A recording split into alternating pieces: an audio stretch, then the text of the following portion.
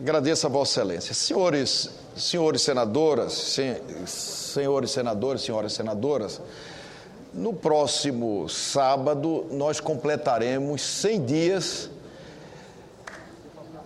de gestão da mesa diretora do Senado Federal. E eu queria me permitir, exatamente hoje, trazer algumas informações à casa. São rápidas informações.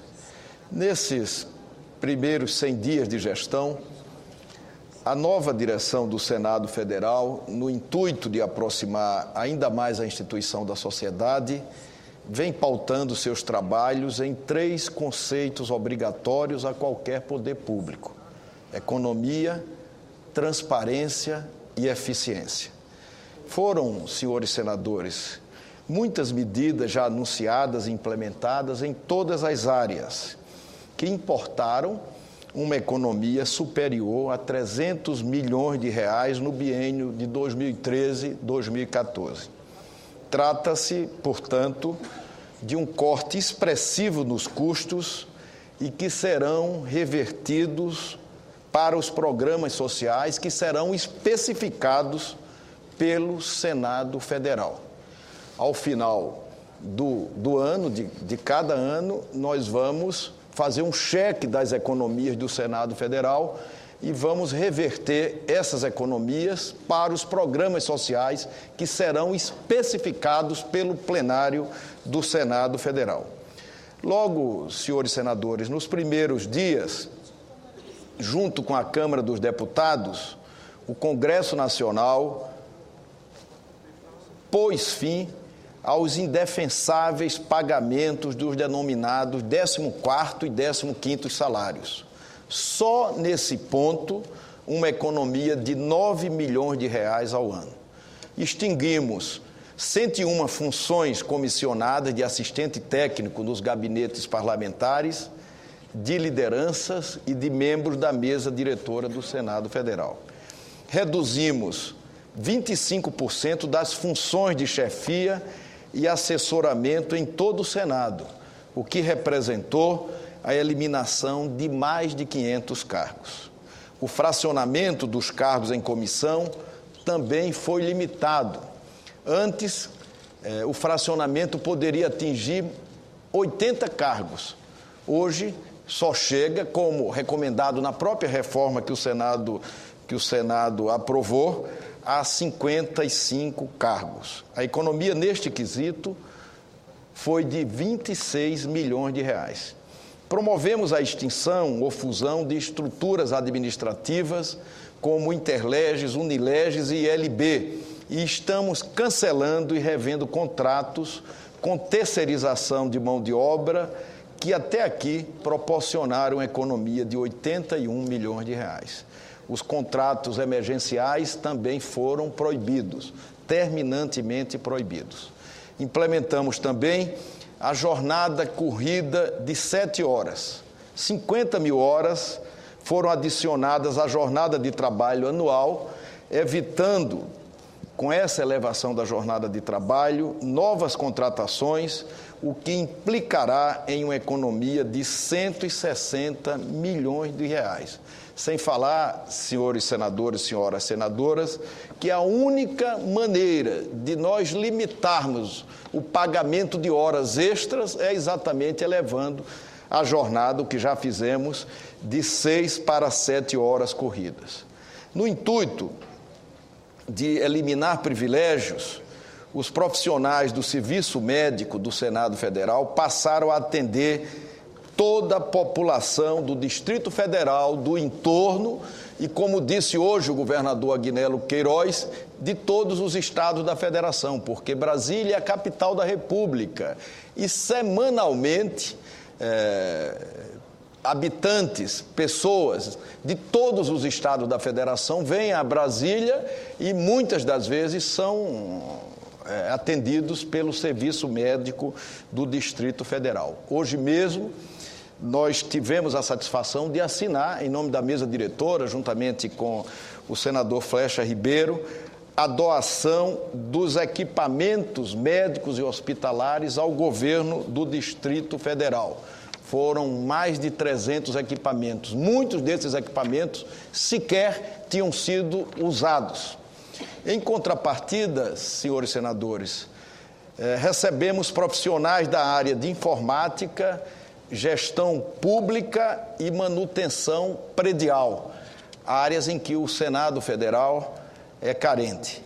Na gráfica, houve uma expressiva redução dos impressos, permitindo uma economia de 4,6 milhões de reais.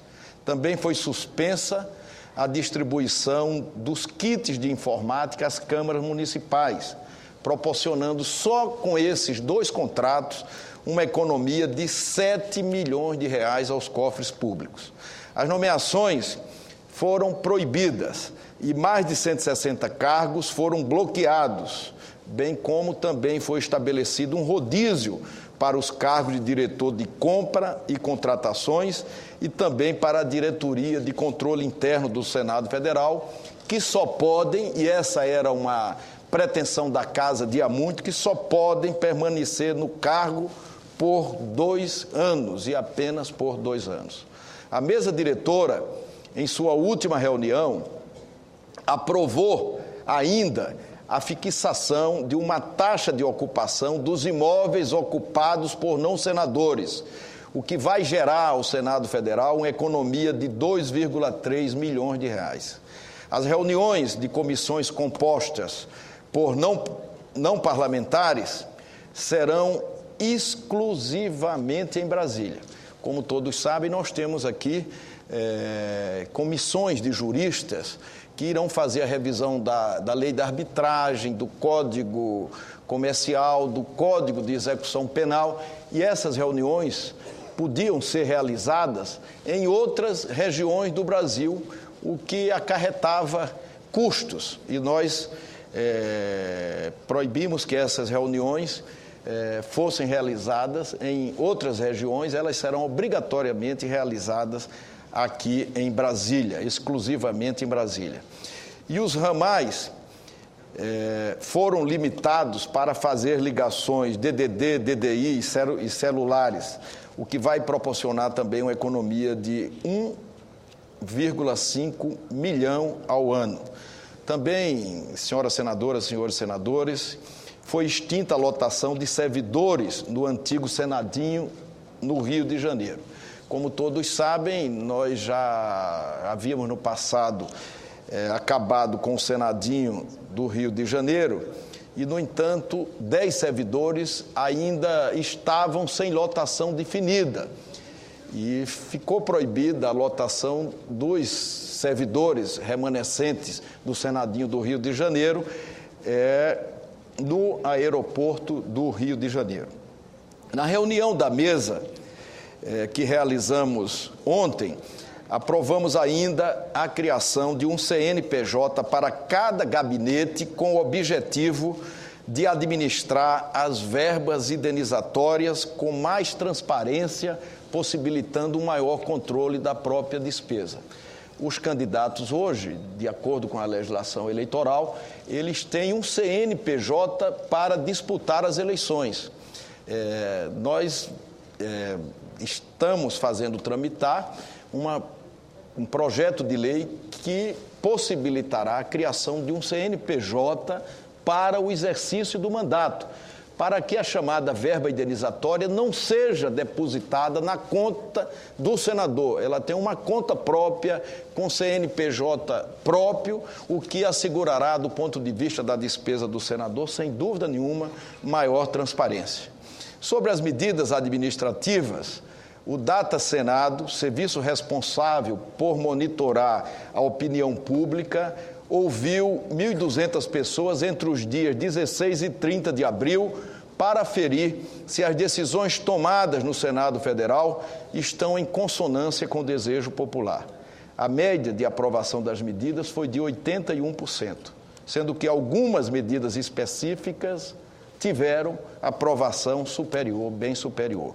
A transferência dos profissionais de saúde para atender a população, por exemplo, foi aprovada por 89% dos entrevistados.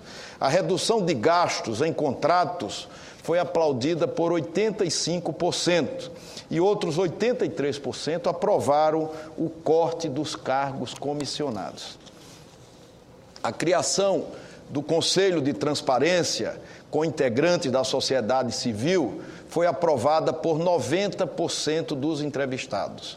Os dados superlativos das pesquisas, senhores senadores, senhoras senadoras, são eloquentes e suficientes para recomendar que continuemos a buscar um Senado eficiente, econômico e transparente. No quesito transparência e controle do gasto público, estamos aprofundando, eu já disse aqui, queria repetir, o muito que já foi dentro de José Sarney. Sem custos, criamos a Secretaria de Transparência e instalamos o Conselho de Transparência, que conta com integrantes da sociedade civil especializados no assunto. Incluímos no portal da transparência os valores dos salários dos servidores aposentados e de senadores aposentados, ex-parlamentares, e também, como todos sabem, inserimos o bem ou serviço contratado com o recurso da verba indenizatória. Havia aqui um pedido insistente de que o portal de transparência do Senado Federal indicasse o serviço ou o bem contratado com o recurso dessa verba indenizatória, e nós fizemos isso no sentido de aprofundar a transparência com a qual todos nós nos comprometemos. Todos os poderes da República são transparentes, absolutamente transparentes, mas nenhum poder da República é mais transparente do que o Senado Federal. E recomendei a todos do Conselho de Transparência e da Secretaria de Transparência que a presença dos representantes do Transparência Brasil, do Cláudio Abramo, do representante do Instituto Ethos e do representante da ABI, são participações que deverão servir unicamente para escancarar a transparência do Senado Federal e aprimorar esse processo, que esse foi um fundamental compromisso que nós assumimos aqui com este plenário e com a sociedade brasileira. Adotamos, senhores senadores, várias medidas internas a fim de fortalecer o Legislativo.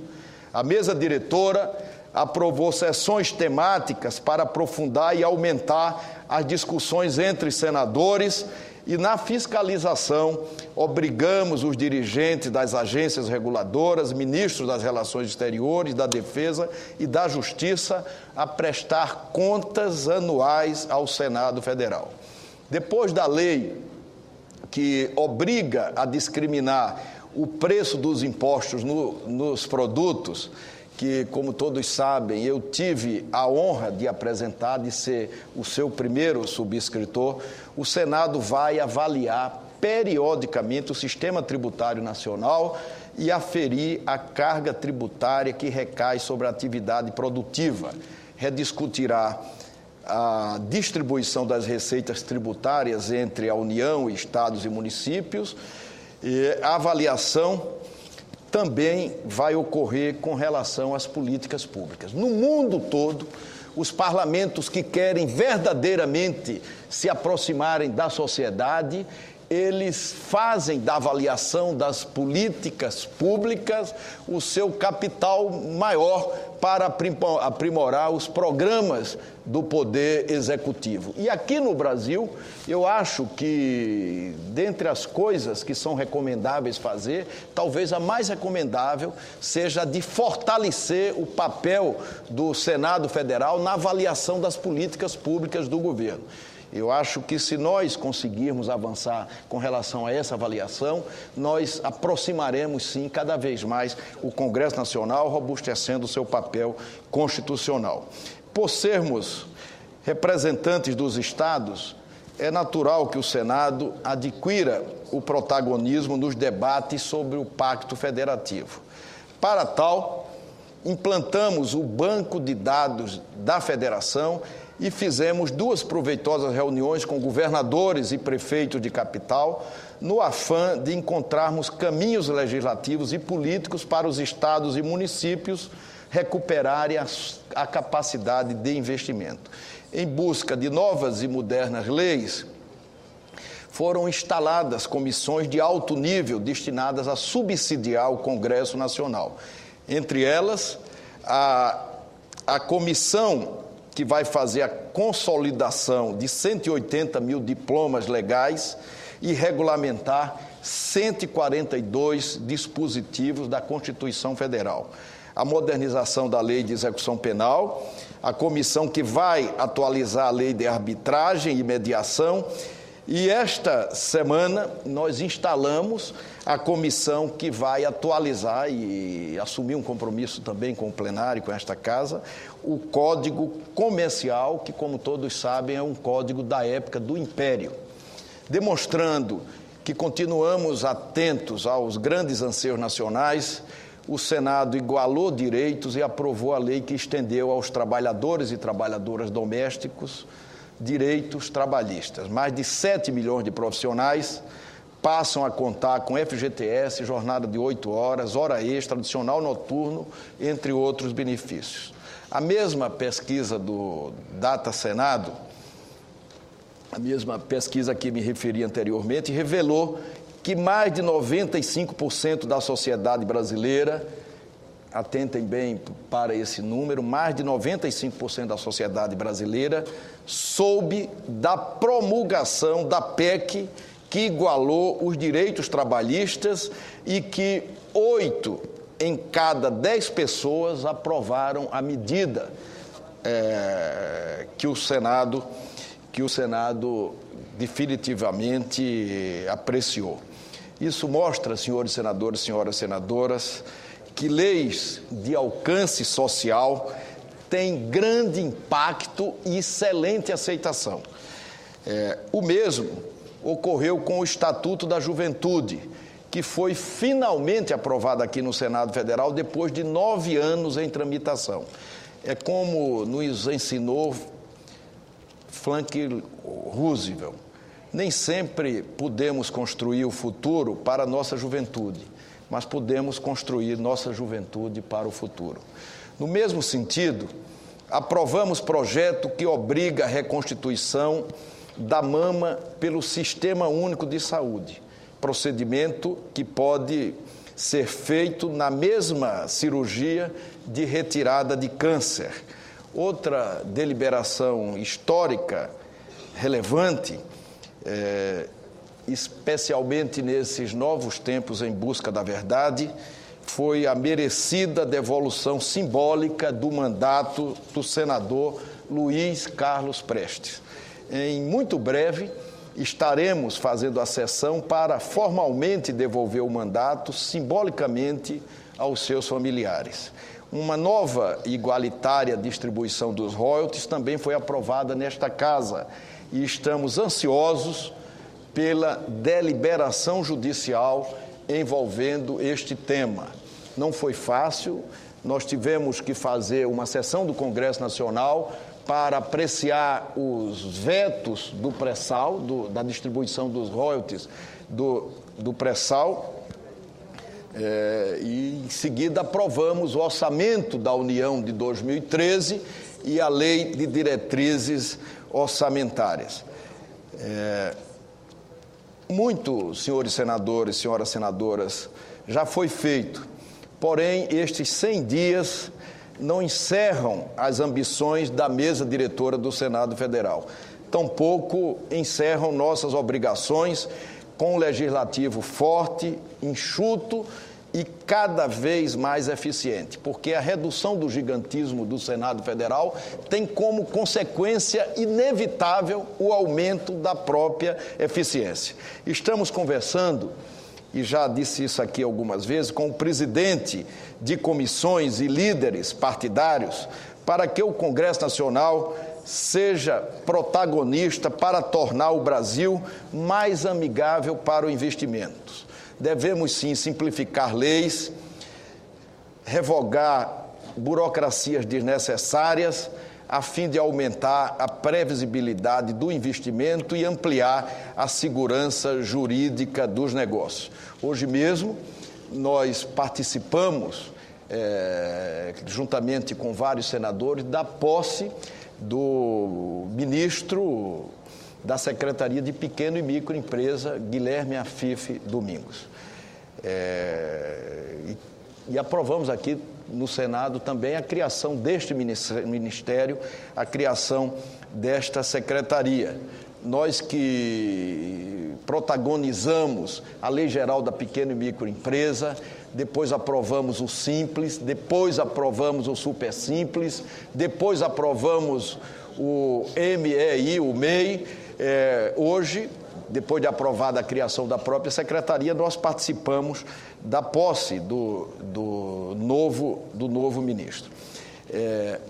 Para que nós abreviemos aí este desejo do Senado Federal, nós estamos sugerindo, senhores senadores, senhoras senadoras, a criação das chamadas leis expressas, leis com tramitação mais ágil, especialmente em temas que facilitem o ambiente de investimento, reduzindo burocracia, aumentando a segurança jurídica e diminuindo prazos para a criação de empregos. O Senado, como todos sabem, é tido como referência em acessibilidade, mas temos muito que avançar. Por esse motivo, estamos revendo todo o plano de acessibilidade e vamos instalar uma plataforma elevatória para o acesso à tribuna do Senado e para o acesso aqui por trás do painel da mesa diretora. Depois de criarmos sem custos, como havíamos prometido, a Procuradoria da Mulher, estamos criando, e já foi aprovado o projeto de resolução, o Senado do Futuro, que é uma comissão com 7 senadores para debater questões relevantes, né, do futuro, de longo prazo, além de realizar seminários anuais, aliás, corporificando uma ideia, uma brilhante ideia do senador Cristóvão Buarque, a partir de experiências em vários países, especialmente no Chile. Avançamos, senhores senadores, bastante em 100 dias, mas ainda, como disse aqui, queria repetir humildemente, não estamos confortáveis. Há ainda muitos excessos, há ainda muitos desperdícios e muitos vícios que foram se acumulando ao longo do tempo aqui no Senado Federal e precisam, diagnosticados, ser corrigidos. Apenas as instituições que são permeáveis à crítica, aberta a revisões, mantêm sua credibilidade. Estamos atentos e alertas para vencer todos os desafios que apareçam em nosso futuro. Eu queria agradecer a todos pela atenção, agradecer a todos pela colaboração e encerrar fazendo um agradecimento especial aos senadores e senadoras que estão ajudando a implementar uma nova modalidade de visão do Legislativo, especialmente aos integrantes da mesa diretora do Senado Federal, o vice-presidente Jorge Viana, o segundo vice-presidente, senador Romero Jucá, o primeiro secretário, senador Flecha Ribeiro, a segunda secretária, senadora Ângela Portela, o terceiro secretário, Ciro Nogueira, e o quarto secretário, senador João Vicente Claudino. A todos eu gostaria de agradecer muito, muito mesmo.